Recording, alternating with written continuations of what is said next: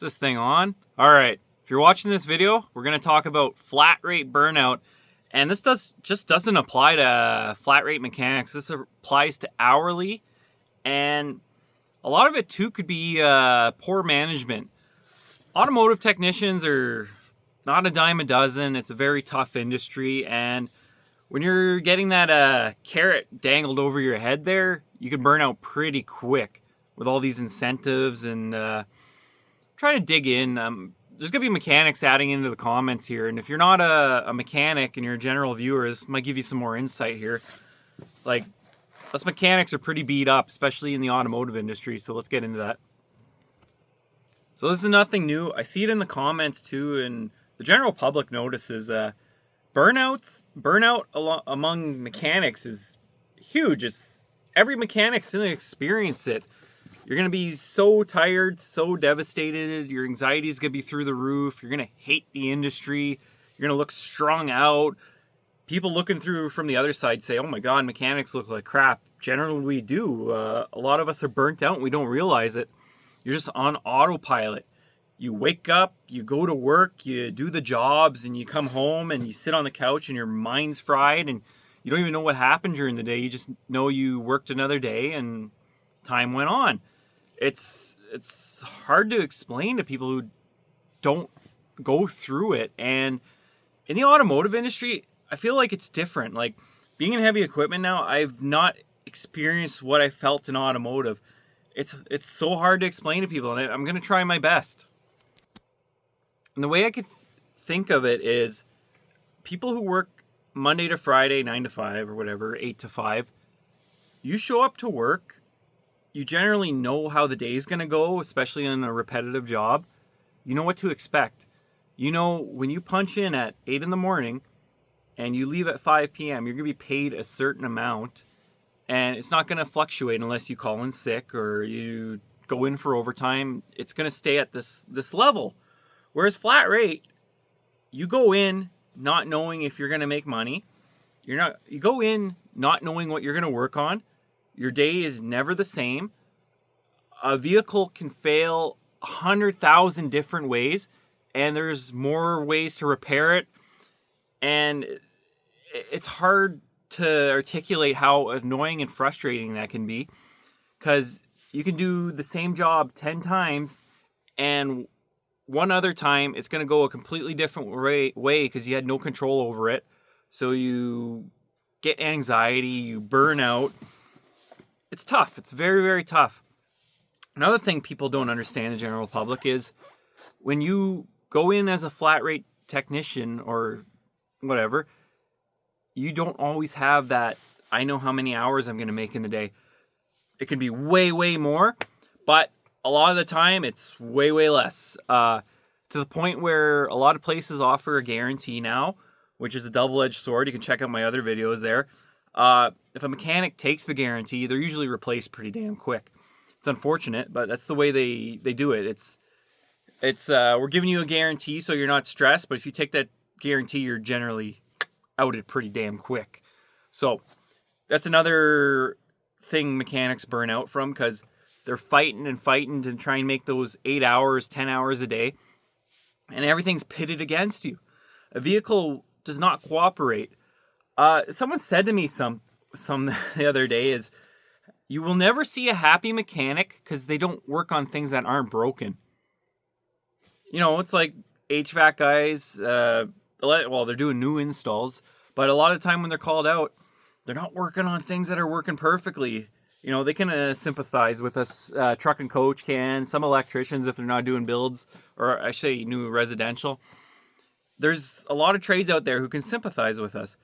But at the same time, they'll never, ever understand what an automotive technician goes through. So the burnout in automotive, I'd say, is like, you're going to hate me, 100%. 100% of technicians will burn out at some point. And it isn't just flat rate. Hourly guys will burn out too, because it's the same thing. They're expected to do things in a certain time period. Things have to go perfectly, and that stress just eats away at you. Like I said, hourly guys, just as hard, and maybe other forms of workers can feel this. bad management really causes burnout among technicians of all trades. I've seen it in the HVAC guys, the electricians. They can feel what we're feeling. And again, I'm going to rely on people in the comments here because I've burned out in automotive. And as bad as this sounds, I've tried to forget about it because I'm in a much happier place. I really don't want to think about it. So I knew I was burnt out. I just knew it. You know it. And what are the ways to fight it? I got out of the automotive industry. I had enough of it. I was an absolute savage and I didn't want to be that anymore. So I got away from it and my life improved. And I've seen in the comments, so many people said the same thing. I maybe one person said things didn't go the way they wanted it to. They were worse off and more stressed. But out of the hundreds and hundreds and hundreds of comments I've read of mechanics leaving the industry, they're pretty happy. So I'm going to say just about all of them are better off leaving the industry and have a better life. And they're just generally not burned out anymore. So that's something to think about. Now for the shameless plug part of the video. If you made it to this point in the video, about 60% of people watching aren't subscribed to the channel. So subscribe. I know I'm more of a niche channel there. I am branching out into other things. I'm trying to get the word out there, and I think it's helping. Automotive industry is just junk. So if you could subscribe, like, hit that notification bell, leave a comment if you're a mechanic or not and you like this type of stuff, because I do try and put other things out there. And yeah, that's my shameless plug for this moment. So it isn't going to be like a video where I say, here's the solutions, but I feel like if there could be one improvement in this industry that would make things better for technicians across the board, it would be to remove the time restraints.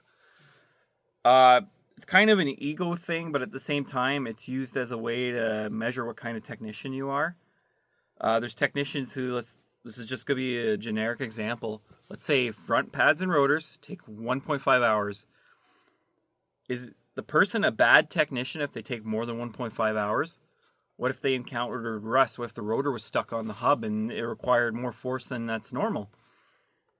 So management uses that as a tool to distinguish if you're a good technician or a bad technician when it has no relevance whatsoever.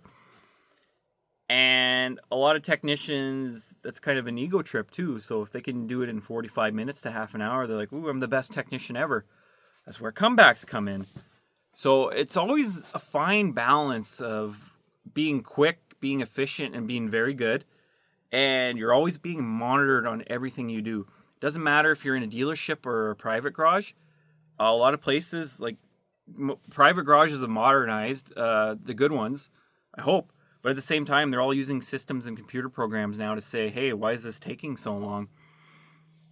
And at a dealership, even when you're not flat rate, you're still being monitored by your times, like 0.3 oil changes, which take half an hour. They'll be like, oh, that guy's not that fast at oil changes because he does 2 in an hour, but on paper, he should be able to do 3 and 1/10 of an oil change. So after 10 hours, they're like, well, you know, he should have been able to do 11 more oil changes. That's more money we're losing. So that's the way dealerships think. And sometimes garages think that way too. So it's a very, very complicated subject. And I'm hoping more people will chime in. And as this channel grows, this is one of those areas I just really want to get out there.